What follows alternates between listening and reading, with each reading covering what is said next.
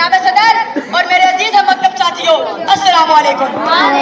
आज मुझे जिस मौजू पर लबकुशाई करने का मौका मिला है वो मौजू है शायर मशरिक, शायर मिल्लत, मुफक्किर इस्लाम, मुसम्मिर पाकिस्तान डॉक्टर अल्लामा मोहम्मद इकबाल।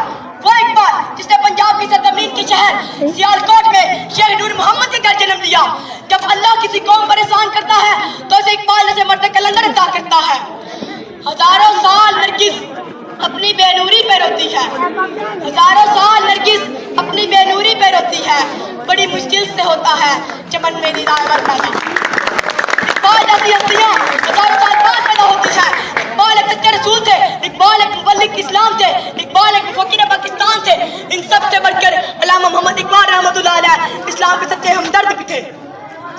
गवा दी हमने इस्लाम से जो मेराज पाई थी, गवा दी हमने इस्लाम से जो मेराज पाई थी। सरैया से जमीन पर आसमान ने हमको दे मारा।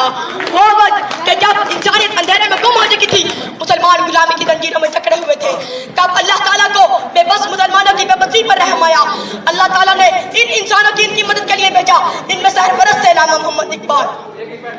उस कौम को शमशीर की हाजत नहीं रहती, उस कौम को शमशीर की हाजत नहीं रहती और जिसके जवानों की उदी सूरत फौलाद।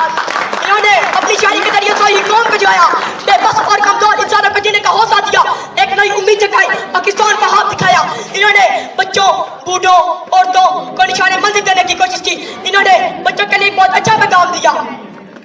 है लोग वही जहां में अच्छे, है लोग वही जहां में अच्छे, आते हैं जो काम दूसरों के।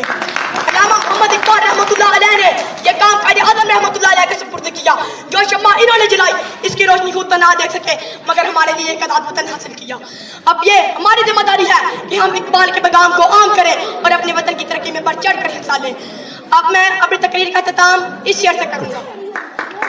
ज़मीर जाग जाता है अगर जिंदा हो इकबाल, ज़मीर जाग जाता है अगर जिंदा हो इकबाल, कभी गुनाह से पहले तो कभी गुनाह के बाद। आपकी समाअत का शुक्रिया।